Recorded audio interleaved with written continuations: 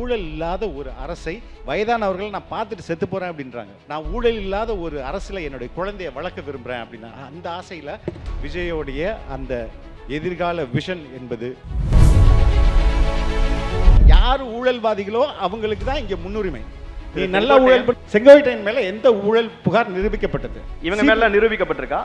Sir நீங்க தான் sir FIR போடுறீங்க. ஊழல் சக்தியில செங்கோட்டையன் மட்டும் இருக்க மாட்டார். இல்லங்க, அவர் கேஸ் இல்ல, அவர் நிரபராதி விடுதலை ஆயிடுச்சு. 2017 விடுதலை ஆயிடுச்சா இல்லையா? எங்க தலைவர் யார் எனது அரசியல் எதிரி, யார் எனது கொள்கை எதிரின்னு டிஃபைன் பண்ணிட்டு சொல்றாரு. இங்க இருக்கிற எந்த அரசியல் கட்சி தலைவர்களாலும் அப்படி சொல்ல முடியுமா? லேப்டாப் இப்போ எதுக்கு சார் கொடுக்குறீங்க? 10 லட்சம் லேப்டாப். ஒரு ஆய்வு சொல்லுது அதில் 1% தான் ஓட்டாக கன்வெர்ட் ஆகுது, மற்ற எல்லாருமே தாவேகாவுக்கு தான் ஓட்டு போடுறாங்க அப்படின்னு சொல்லிட்டு. ஜெயலலிதா அவர்கள் லேப்டாப் கொடுக்கும்போது விஜய் கட்சி ஆரம்பிச்சிட்டாரா என்ன? ரொம்ப வன்முறையாளராக இருக்கீங்க நீங்க. குழந்தைகள் தப்பு பண்ணா அன்பா தான் கவுன்சிலிங் பண்ணணும், போட்டு அடிக்கக்கூடாது. தப்புங்க, அது பண்ணக்கூடாது. நோ சார், அது பேட்டியெல்லாம் கிடையவே கிடையாது. ஏன் சார் பேட்டி கொடுக்க மாட்டாரு? மீடியாக்கள் தங்களுடைய அறத்தோட நடந்துக்குதா சார்? நானும் ஜேர்னலிஸ்டா இருந்தேன். உங்களுக்காவது பேட்டி கொடுத்திருக்கலாம்ல சார். உட்கார்ந்து சார் உங்களுக்கு பேட்டி கொடுத்திருக்கலாம்ல. இருங்க சார். செந்தில்வேல் இருக்காரு, அவர் திமுகவுக்காக ஒரு கமிட்மெண்ட் கொடுக்க முடியுமா? அவர் எதுக்கு சார் சொல்லணும்? ரைட், சொல்ல முடியாதுல்ல. இது அரசியல் தந்துறாங்க திமுக. ஓ, திமுகல இருந்து ஏன் வர மாட்டாங்கன்னா? ஏன் இப்போ என்ன செந்தில்வேல் எதுக்கு அனுப்புறாங்க? அவங்க செந்தில்வேல் அனுப்பல, நான் கூப்பிட்டேன் அவரை. ரைட், நீங்க எதுக்கு கூப்பிடுறீங்க? அப்ப ஒரு பத்திரிகையாளரா ப்ராப்ளம் இஸ் வித் யூ. தமிழக வெற்றி கழகம் நிறைவேறாத கனவுன்னு பேசக்கூடிய நாம் தமிழர் கூப்பிட்டீங்க. சார் ஒரு கேள்வி கேக்குறீங்க, எதுக்கு சார் நாம் தமிழர் கூப்பிட்டீங்க? அப்பா அம்மா எப்படி சார் வாரிசுன்னு சொல்லுங்க? தன் பையன் கட்சி தொடங்குறான், அந்த கட்சிக்கு வாழ்த்து சொல்றதுக்கு போறாங்களா, ஆசீர்வதிக்கிறதுக்கு போறாங்களா? அவங்க எப்படி அப்பா அம்மா எப்படி சார் வாரிசு ஆவாங்க? இன்னொரு பாட்டு சேர்த்து கேட்டாரு, தன்னுடைய மகன் கட்சிக்கு வரமாட்டார்னு உறுதி கொடுப்பாரா அப்படின்னு கேட்டாரு. நீங்க வெயிட் பண்ணி பாருங்க.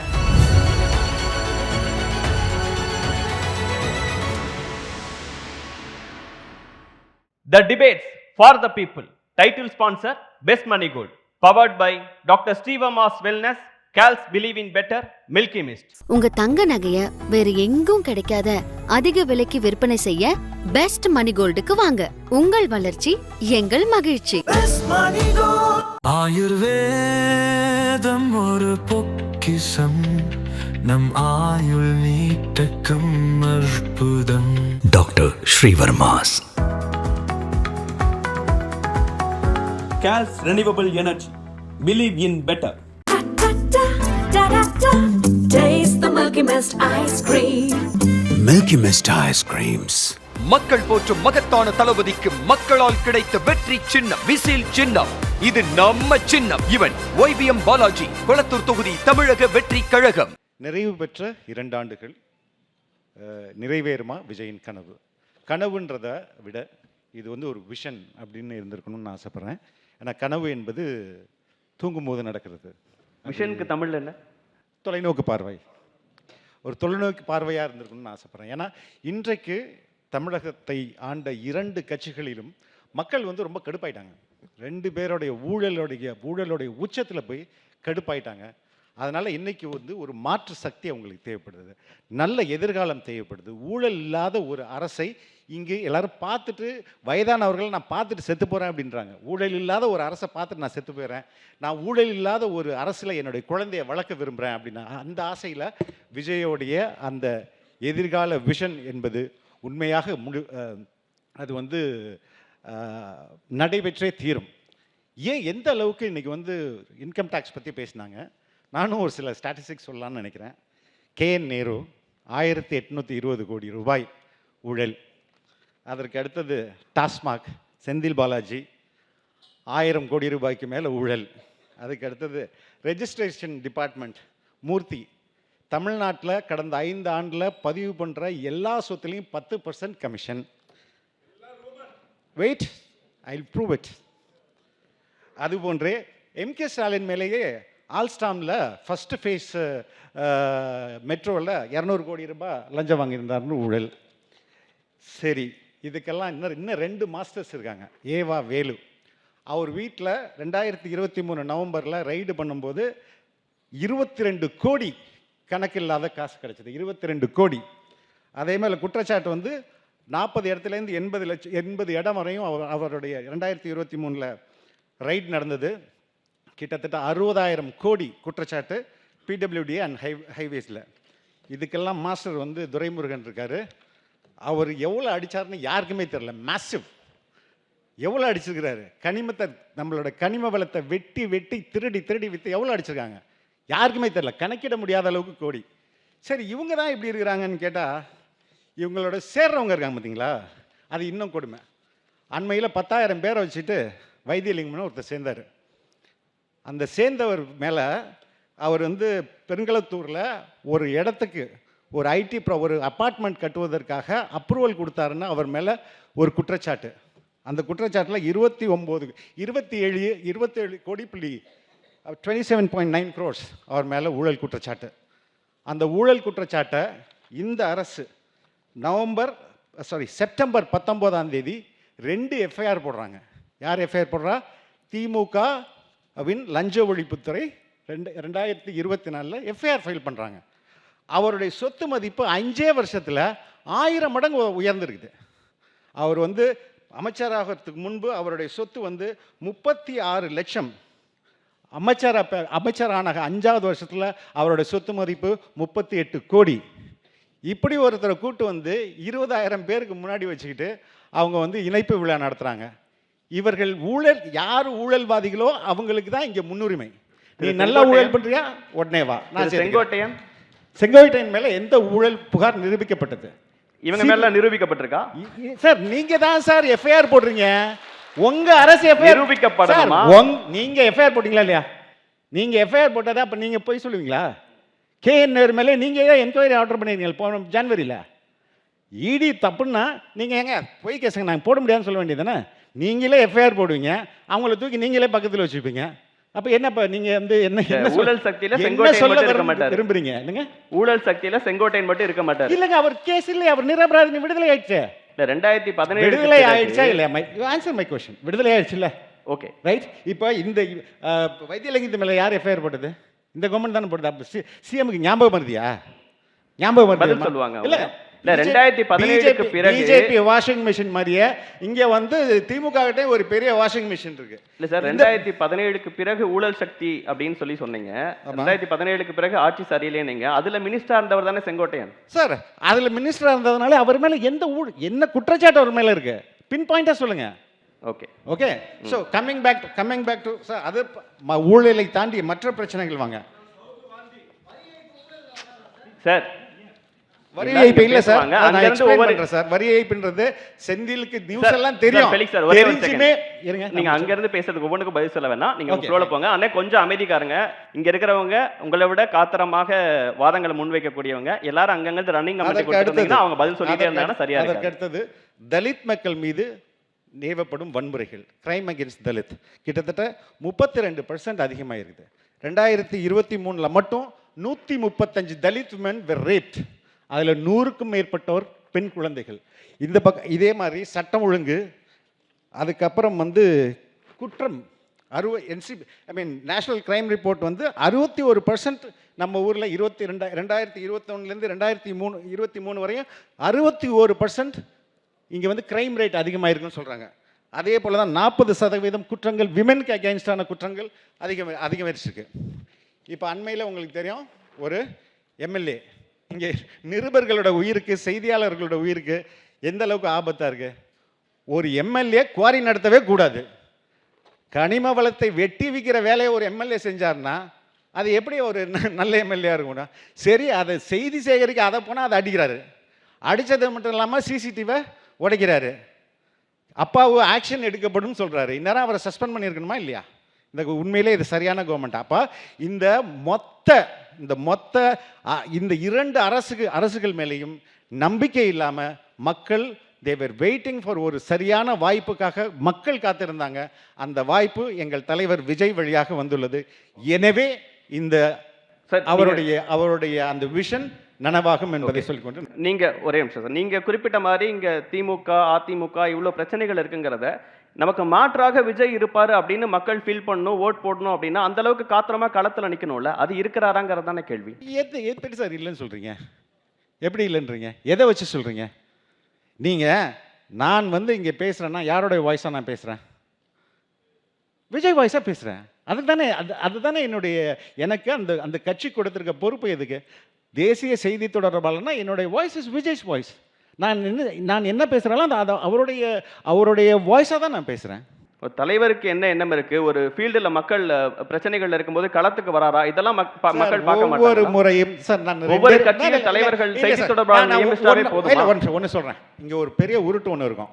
என்ன உருட்டுனா, அரசியலில் நிரந்தர நண்பனும் இல்லை, நிரந்தர எதிரியும் இல்லை அப்படின்ட்டு.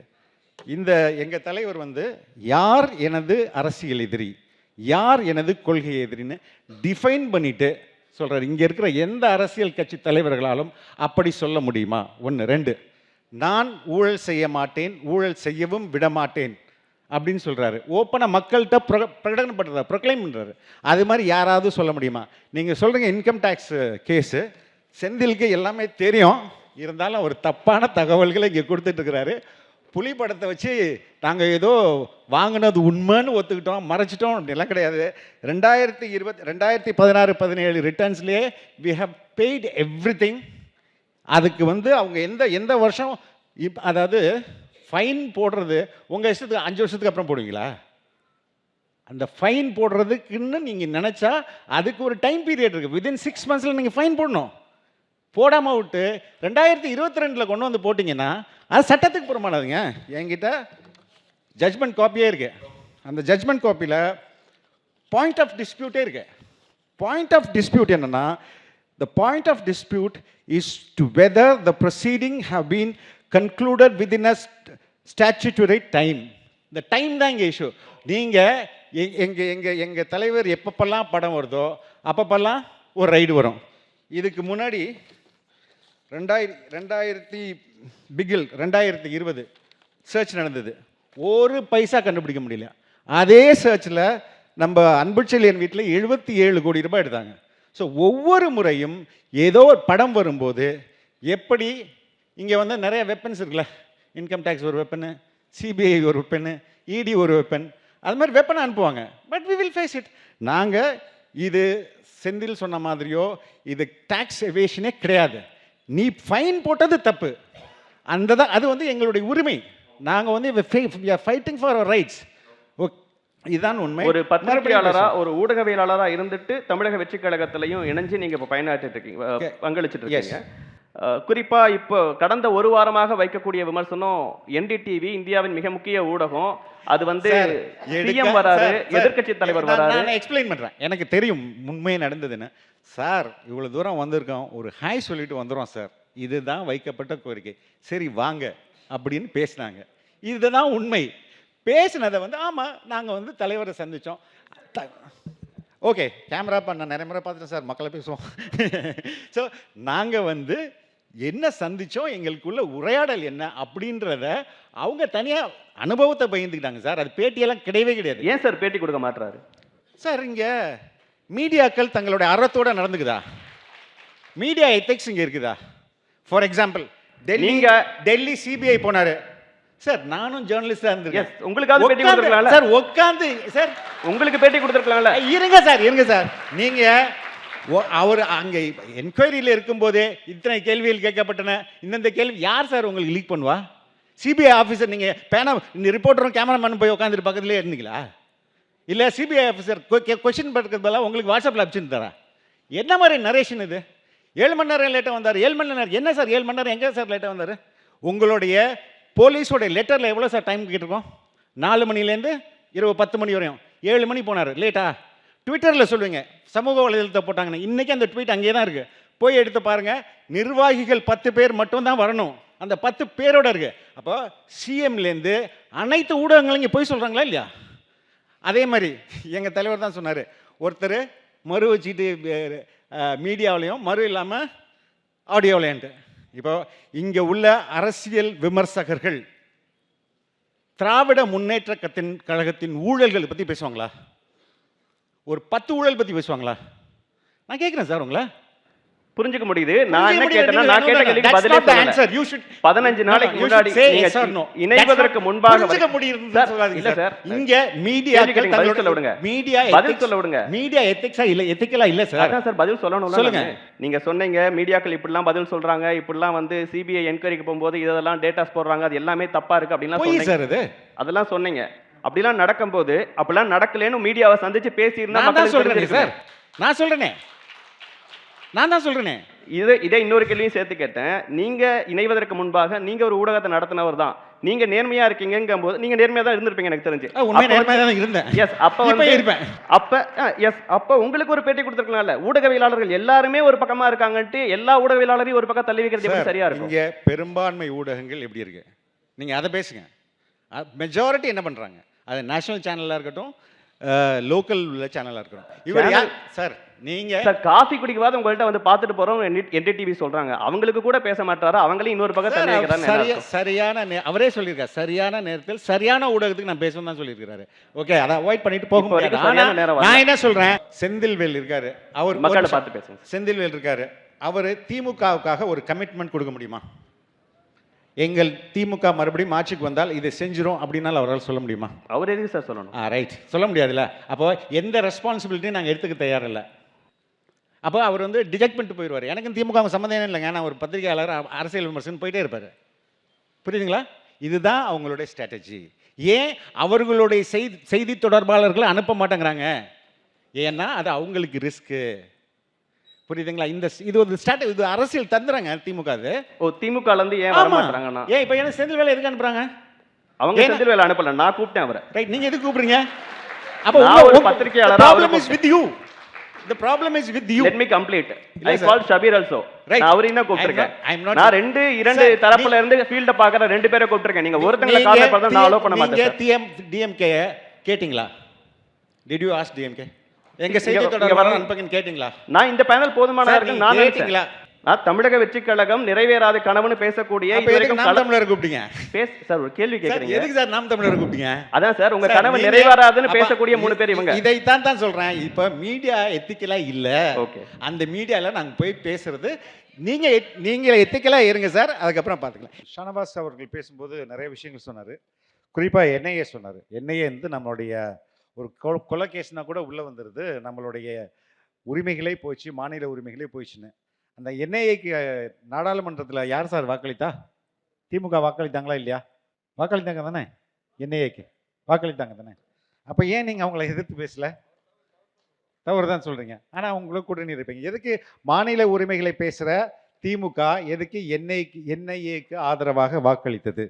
அதற்கடுத்தது சொல்கிறாரு, நிறைய ட்வீட்டை பார்த்துட்டு மாநில அரசை விமர்சிக்கிறது மட்டும்தான் தாவேகா செஞ்சுக்கிட்டு இருக்கு அப்படின்னு சொல்லிட்டு, இது ரொம்ப ஆபத்தான அரசியல்னு சொல்றாரு. வக்ஃபோர்டுக்கு எதிராக வழக்கு நடத்தினது தாவேகா. ஒன் நேஷன் ஒன் இந்தியா, அதுக்கு எதிராக எங்களுடைய செயல்பாடுகள் நடந்துகிட்டு இருக்கு. CAக்கு எதிராக போராட்டம் நடத்தியிருக்கோம். SIRக்கு எதிராகவும் போராட்டம். 6 மாதத்தில் அப்படின்னு சொன்னார். இல்ல இருங்க, 6 மாசத்துல. SIR எப்ப சார் வந்தது? போன மாசம் சார். ப்ளீஸ். ஓகே, எல்லாத்துக்கும் நாங்க திருப்பரங்குன்றம் சொல்றாங்க. அதுக்கு முன்னாடி இந்த கவர்னர் நாடகத்தை முடிச்சுட்டு போயிடலாம் சார். உங்களுக்கு அரசியலமைப்பு சட்டம் நன்றாக தெரியும், ஷானவாஸுக்கு நல்லா தெரியும். அது ஒரு செரிமனி தானே சார். கவர்னருடைய session house will begin with the governor's address. அது வந்து ஒரு செரிமனி தானே, அது கட்டாயம் இல்லை. It is not mandatory. சரிதானே? பிரசிடென்ஷியல் அட்ரஸோ இல்லை கவர்னர் அட்ரஸோ இட்ஸ் நாட் அ மேண்டேட்டரி. அது கண்டிப்பாக ஒவ்வொரு சட்டமன்ற துவக்கத்தையும் கவர்னர் வந்து தான் படிக்கணும் அப்படின்னு அவசியம் இல்லை. நீங்கள் எதுக்கு கூப்பிடுறீங்க அவரை? ஒரே ஒரு முறை கொக்கென்று நினைத்தாயோ கொங்கணமான்னு எழுதிட்டு அதுக்கப்புறம் சரண்டர் தானே சார். நீங்கள் எப்பெல்லாம் உங்களுக்கு அரசியலாக்கணுமோ திமுகவுக்கு, சாரி நான் திமுகவை சொல்கிறேன், உங்களை கூட சொல்லக்கூடாது, திமுகவுக்கு எப்பெல்லாம் அரசியல் பண்ணணுமோ அப்போ கவர்னரை வந்து இதுதான் 2 பேருக்குமே கள்ள கூட்டணின்றது. நீ எனக்கு ஏதாவது பிரச்சனையாக டைவர்ஷன் நான் பண்ணணும், டைவர்ட் பண்ணணும்னா கவர்னரை கூப்பிட்டு வந்து பாலிடிக்ஸ் பண்ணுறது. அதற்கு அடுத்தது திருப்பரங்குன்றம் சொன்னாங்க சார். திருப்பரங்குன்றம் இட்ஸ் பேசிக்லி ஒரு ஸ்மால் இஷ்யூ. உங்கள் காவல்துறை, திமுக அரசின் காவல்துறை இஸ்லாமியர்களை அந்த மசூதிக்கு அதுக்கு அனுப்பலை. இதுதானே பிரச்சனை. அந்த அதிகாரியை கண்டிச்சு அந்த காவல்துறை அதிகாரியை மாத்திட்டா விஷயம் முடிஞ்சிச்சு. இவ்வளோ வருஷம் அங்கே அமைதியான நடந்தது. இப்போ நீங்களும் பாஜகவும் ஒன்று சேர்ந்துட்டு நான் அடிக்கிற மாதிரி அடிக்கிறேன், நீ அழுகிற மாதிரி அழு அப்படின்னு நாடகம் ஆடுறத நீங்கள் நல்லா நடிக்கிறீங்கன்னு நாங்கள் சொல்லணுமா? உங்களுக்கே நல்லா அங்கே அந்த மக்கள் அந்த பிரச்சனையில் வந்து என்ன எடுக்கிறாங்க, அவங்க பாதிக்கப்பட்டிருக்குன்னு சொல்கிறாங்க. நாங்கள் எல்லாம் சமூக நல்லிணக்கத்தோடு இருக்கிறோன்றாங்க. இல்ல, அந்த நீங்க issue ஆரம்பிச்சு வெளியில் வந்து போராடியவர்கள் தான் அதிகம். தீபத்தூண் விவகாரம் அது புது இடத்துல ஏத்தணுமா, வழக்கமா ஏத்துற இடத்துல ஏத்தணுமாங்கிறதுல வாட் இஸ் ஸ்டாண்ட் அப்படின்னு சார் தெரியல. நான் என்ன கேட்குறேன், அது எதுக்கு சார், எப்படி சார் ஆரம்பிச்சது? 2 வருஷத்துக்கு முன்னாடி அது அன்னைக்கு அந்த அந்த அந்த காவல்துறை அதிகாரி மாற்றி நான் என்ன சார் ஆயிருக்கும்? அவர் தானே சார் இஸ்லாமியர்களை வந்து சிக்கிந்தர் தர்காவுக்கு போகக்கூடாதுன்னு சொன்னது யாரு? தமிழக அரசின் காவல்துறை தானே 2 வருஷத்துக்கு முன்னாடி. அவர் அன்னைக்கே மாற்றிருக்காங்களே, மாற்றிருக்கலாம்ல. எஸ்டிபிஐ தோழர்கள் போராட்டம் பண்ணுறதுக்கும் மற்ற ஜனநாயக அமைப்புகள் போராட்டம் பண்ணுறதுக்கும் இந்த தமிழக அரசு பெர்மிஷன் கொடுத்துச்சா? ஆனால் பிஜேபி போராட்டம் பண்ணணும்னு சொன்னோடனே நம்ம வழக்கறிஞர், மூத்த தமிழக அரசோட வழக்கறிஞர் போய் நீங்கள் போராட்டம் இன்றைக்கே பண்ணிக்கலாம் ஜின்னா சொல்கிறாரு, இடத்த மட்டும் மாற்றி பண்ணுங்க அப்படின்றாரு. ஓகே, அதே மக்கள் அதிகாரம் போன்ற அமைப்புகள் இங்கே வந்து மதவாதத்திற்கு எதிராக போராட்டம் பண்ணுறோம், நாங்கள் வந்து ஒரு ஆர்ப்பாட்டம் நடத்தினா கூட இந்த அரசு அனுமதிக்கல. ஸோ திருப்பரங்குன்றம் திட்டமிட்டு நடத்தப்பட்ட நாடகம் 2 கட்சிகளும். ஏன்னா இதை அரசியலாக்கணும், இஸ்லாமியர்களின் பாதுகாவலர் நான் தான் அப்படின்னு மாறுதட்டிக்கணும். ஆக்சுவலாக அது உண்மையில் ஒரு ஃபேக் நாடகம். அந்த நாடகத்தில் நாங்கள் வந்து நீங்கள் 2 பேரும் நடிச்சிட்டு இருப்பீங்க, அதில் நாங்கள் வந்து கருத்து சொல்லணும் எதிர்பார்க்குறது அதை விட முட்டாள்தனம். அதற்கு அடுத்தது சாட்டை சொன்னார், நீதிமன்ற தீர்ப்பை எதிர்த்துட்டு நீங்கள் ஜெயிலுக்கு போகாதீங்க. தீர்ப்பே எங்கே இருக்குது சார்? என் கீழே அனிதா அவர்கள் கொடுத்த தீர்ப்பு சரின்ற நாங்கள் இது okay, it's not a final end, நாங்கள் மறுபடியும் அப்பீல் போவோம். உண்மையில் நான் சொல்கிறேன், இது வரி ஏய்ப்புக்கும் அதற்கும் தொடர்பு இல்லை, இது ஃபைனுக்கானது. இவங்க போட்ட அந்த ஃபைன் தப்பு. ஏன்னா நீங்கள் சொன்னீங்கல்ல உதாரணம், 6 மாதத்துக்குள்ளே நீங்கள் போடணும் ஃபைனை போடணும் அப்படின்னா அதுதான் சட்டம். 1 வருஷத்துக்கு அப்புறம் போடுறது சட்டத்தில் இடம் இல்லை, அதை தான் நாங்கள் சொல்கிறோம். ஓகே, அதற்கு அடுத்தது விஜய் அவர்கள் களத்துக்கு வந்த போராட்டங்களை லிஸ்ட் பண்ண முடியுமா அப்படின்னு ஷானவாஸ் கேட்டார். சார் எத்தனை போராட்டங்கள் பரந்தூரில் ஆரம்பிச்சு கடைசியாக வந்து எஸ்ஐஆர் போராட்டங்கள் வந்து இப்போ ஒன்றும் இல்லை சார். எஸ்ஐஆர் களத்துக்கு சொல்லுங்க.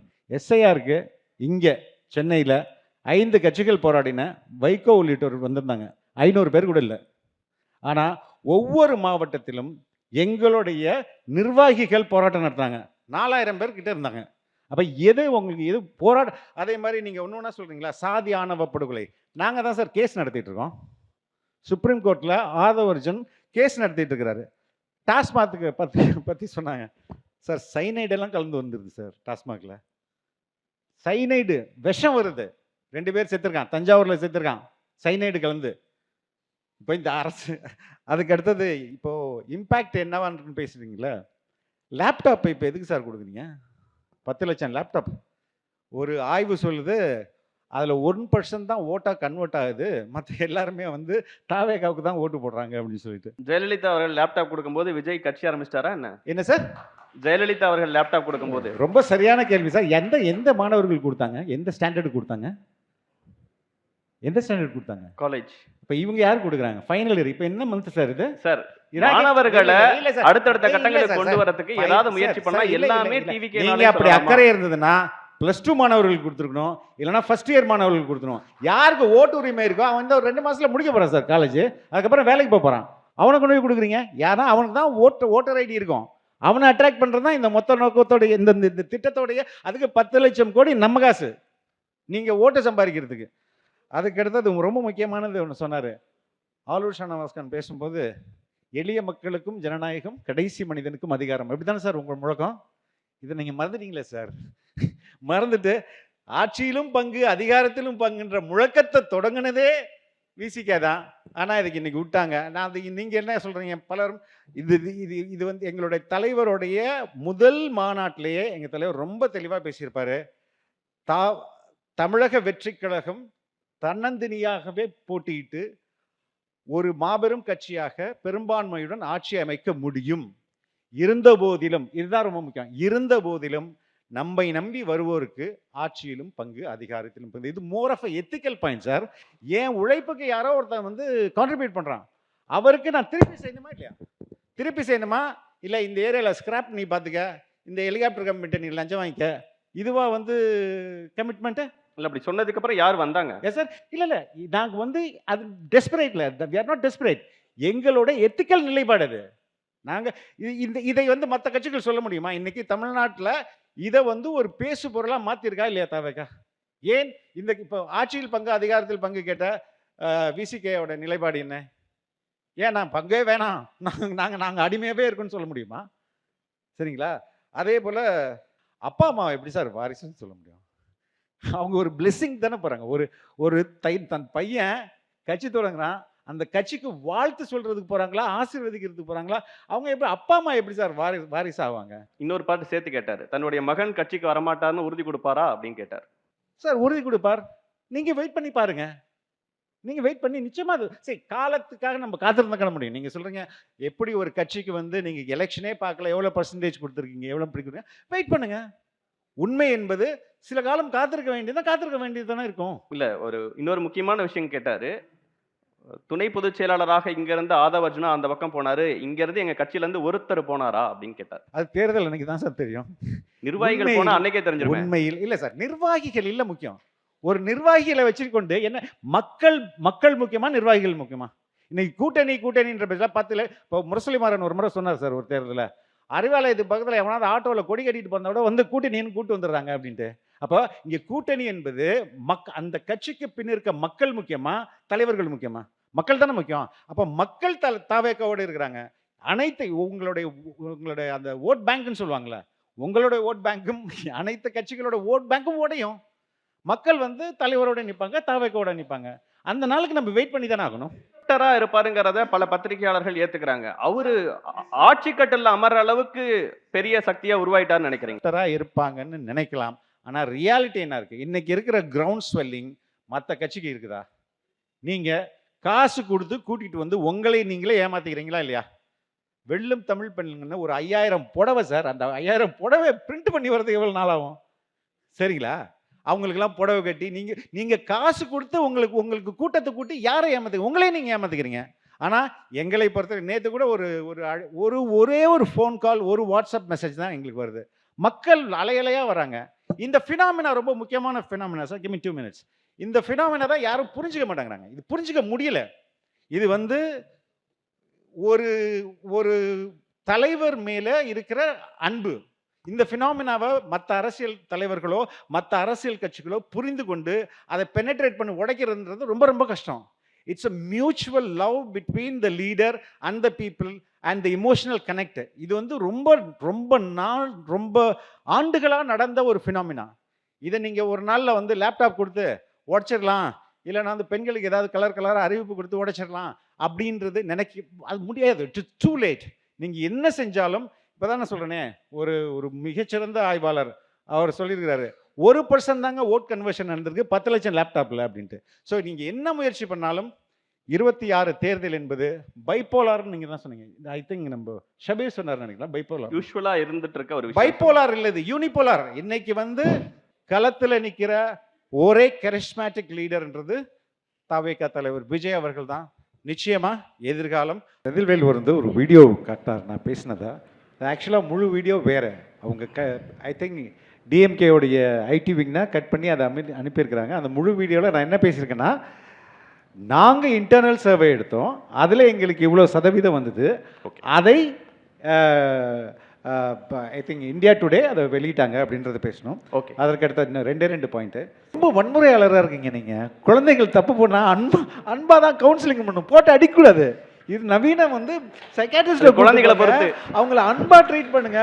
போட்டு அடின்னு அடிச்சிங்கன்னீங்களேன், அவன் வேற மாதிரி ஆயிடுவான். ஓகே, தயவு செய்து அன்பா ட்ரீட் பண்ணுங்க.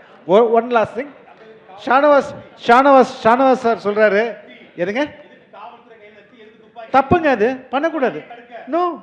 ரொம்ப மனித உரிமைக்கு எதிரானது சார் சொல்றாரு. ஆர்எஸ்எஸ் பிஜேபி எங்களை கிறிஸ்டியன் கைக்கூலின்றாங்க, இவர் வந்து ஆர்எஸ்எஸ் பெத்து போட்ட பிள்ளைறாங்க. ஏங்க எதுங்க உண்மை? நாங்க உண்மையிலேயே என்ன சொல்றது, மதவாதத்தை எதிர்ப்பவர்கள் என்பதை மட்டும் சொல்லிக்கிறேன். நன்றி.